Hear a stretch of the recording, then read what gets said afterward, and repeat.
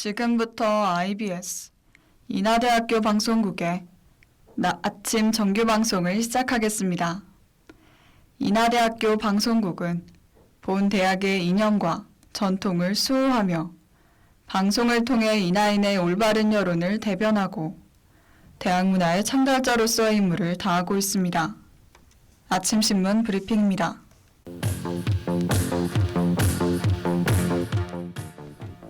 오늘자 경향신문 경제면 기사입니다. 정용진 신세계그룹 회장이 5.18 민주화운동 기념일에 탱크데이 행사를 진행한 스타벅스 코리아 손정현 대표이사를 바로 해임하며 대대적인 인사조치를 했습니다. 신세계는 과거 정 회장의 멸공 발언과 엮여서 오해받지 않도록 선을 그었고 동시에 이번 일과 관련된 모든 사람에게 책임을 물으라는 지시를 전했습니다. 앞서 스타벅스는 홍보물의 5.18 날짜와 탱크데이, 책상에 탁이라는 문구를 쓰며 과거 군대의 광주 진입과 박종철 열사 사건을 떠올리게 한다는 큰 비판을 받았습니다. 논란이 커지자 스타벅스는 행사를 멈추고 손 대표 이름으로 된 사과문을 올려 5.18 희생자들과 유가족, 많은 광주 시민들에게 고개 숙여 사과했습니다. 이에 대해 손 대표는 이번 사태가 얼마나 심각한지 깊이 반성한다며 유사한 사고의 재발을 막기 위한 내부 프로세스도 개선해 나가겠다고 언급했습니다.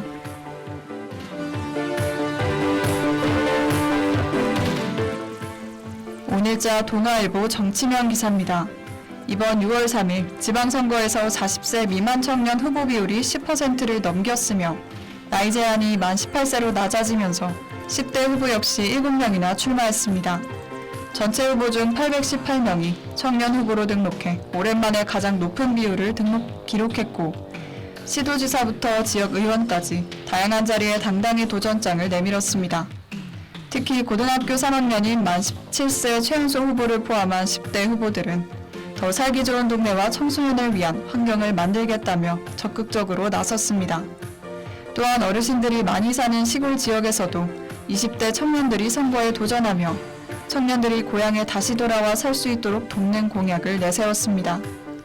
다만 실제 투표할 수 있는 청년 수에 비하면 후보가 여전히 적다는 지적이 있어 정당들이 청년들의 정치 참여와 경험을 더 적극적으로 도와야 한다는 의견이 나오고 있습니다.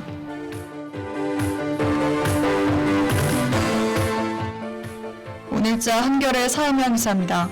드라마 21세기 대군 부인의 역사 왜곡 논란으로 주연 배우 변우석과 아이유가 인스타그램에 자필로 사과문을 작성해 올리며 나란히 고개를 숙였습니다.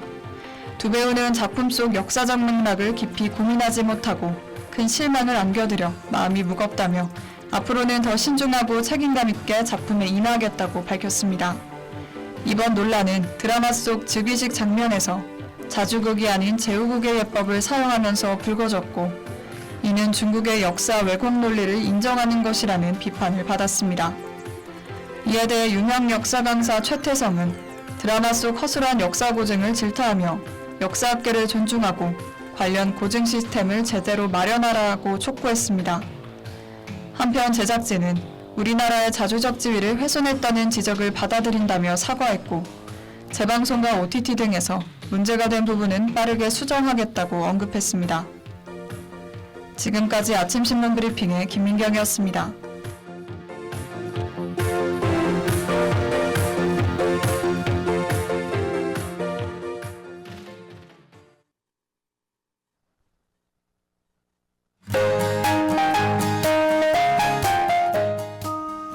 오늘의 날씨입니다. 미출구 날씨는 최고 기온이 24도, 최저 기온이 18도로 하늘은 종일 흐린 빛을 띠겠습니다. 비 소식은 따로 없지만 흐린 하늘에 습도가 높아 체감상 다소 꿉꿉하거나 쌀쌀하게 느껴질 수 있으니 얇은 겉옷 하나 챙겨 체온 조절에 유의하시길 바랍니다. 한편 미세먼지와 초미세먼지 농도 모두 나쁨 수준으로 무리한 실외 활동은 자제하시는 것이 좋겠습니다. 이상으로 오늘의 날씨였습니다.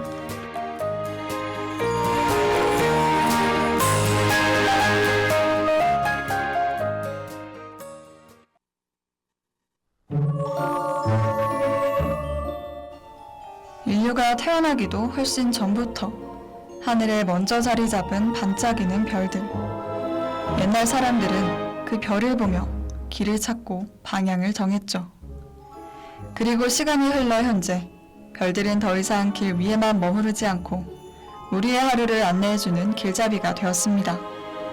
오늘은 어떤 별자리가 우리를 안내할지 함께 따라가 볼까요?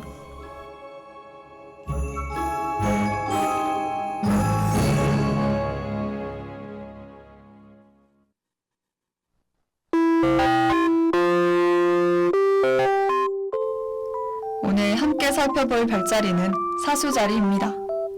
궁수자리라고도 불리는 사수자리는 고대 바빌로니아 황도대의 9번째 별자리로 저 먼 그리스 신화까지 거슬러 올라가 현명한 켄타우루스 케이론의 이야기로부터 시작됩니다. 켄타우루스는 상반신은 인간, 하반신은 말의 모습을 한 종족으로 대부분 거칠고 난폭한 성격을 가진 존재로 알려져 있습니다. 하지만 그 중에서도 케이론은 달랐는데요. 그는 현명하고 온화한 성품을 지녔고 음악과 의술, 수렵과 예언술까지 익힌 아주 특별한 존재였습니다. 이후 케이론은 영웅 아킬레스에게는 무술을, 헤라클레스에게는 천문학을 가르쳤다고 하죠. 하지만 평화도 잠시, 케이론에게도 비극이 찾아오게 됩니다.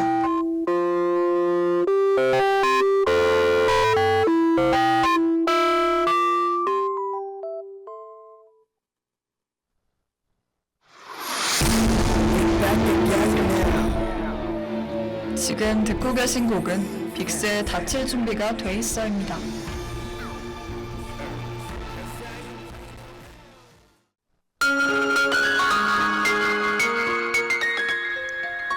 케이론의 제자 헤라클레스가 다른 켄타우루스들과 싸우던 중 히드라의 독이 묻은 화살 하나가 실수로 케이론의 발에 꽂히게 된 것인데요.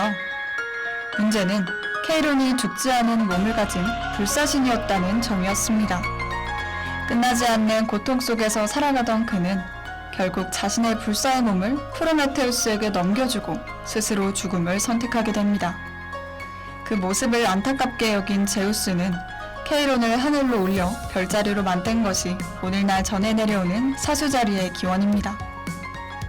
이렇게 탄생한 별자리는 신화 속 이야기를 넘어 사람들의 소망을 담은 행운의 상징으로 이어졌습니다. 사수자리는 어떤 행운을 상징하는지 함께 살펴볼까요?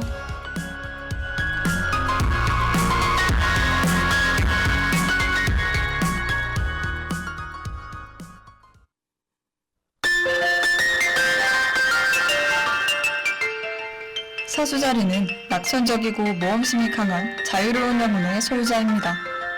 특히 긍정적인 에너지와 유머 감각으로 인기가 많으며 목표가 정해지면 주저없이 행동하는 진취적인 성격을 지녔습니다. 사수자리의 신화에서 살펴보았듯이 켄타우루스의 성격을 닮아 이상을 향해 힘차게 활을 쏘는 대범함과 추진력이 큰 특징이죠. 또 사수자리는 목성의 수호를 받는 별자리인데요. 목성은 확장과 행운, 도전과 가능성을 상징하는 행성입니다. 그런 모습 때문인지 사수자리인 사람들은 새로운 경험을 좋아하고 익숙한 곳에 머무르기보다는 계속 더 넓은 세상을 향해 움직이려는 성향이 강하다고 합니다. 실제로 사수자리를 떠올리면 팔을 겨누고 먼 곳을 바라보는 이미지가 가장 먼저 생각나기도 하죠.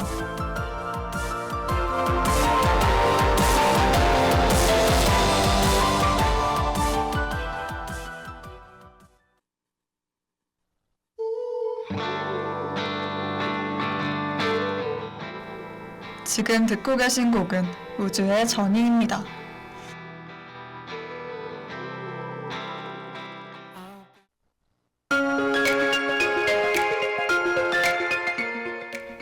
(2026년은) 사수자리의 새로운 경험과 도전을 좋아하는 성향이 강해지며 익숙한 환경에만 머물러 있기보다는 새로운 사람과 새로운 활동, 또 새로운 목표를 향해 움직이게 되는 일이 많아질 수 있다고 합니다.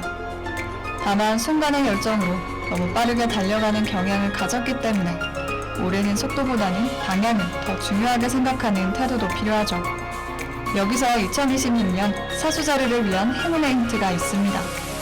바로 일단 부딪혀보기인데요. 올해는 작은 시도 하나가 예상보다 더 큰 기회로 이어질 가능성이 크다고 하는데요. 멀리 보는 힘이 가장 큰 장점인 만큼 2026년은 조급함보다는 자신만의 가능성을 믿고 꾸준히 나아가는 자세가 좋은 흐름으로 이어질 수 있는 해라고 볼 수 있습니다. 신화 속 이야기를 넘어 도전의 상징이 된 별자리. 오늘은 사수자리에 대해 살펴보았습니다. 사수자리는 7월에서 8월 저녁 9시경 남쪽 하늘에서 가장 잘 보이는 여름철 별자리인데요. 여름밤이 찾아오면 오늘 라디오를 떠올려 잠시 하늘 한번 쳐다보시는 건 어떨까요? 밝게 빛나는 사수자리가 여러분을 반겨줄 거예요.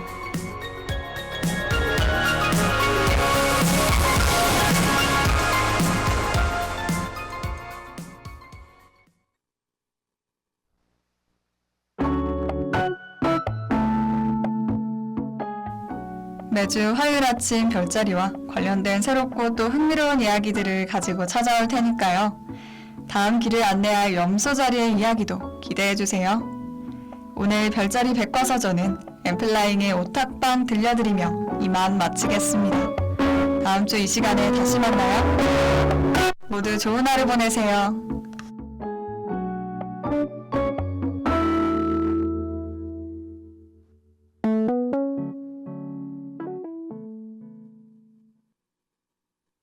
너는 별을 보자며 내 몸을 당겼어. 지금까지 제작의 김가은, 보도의 김세은, 기술의 최서연, 진행의 김민경이었습니다. 고맙습니다.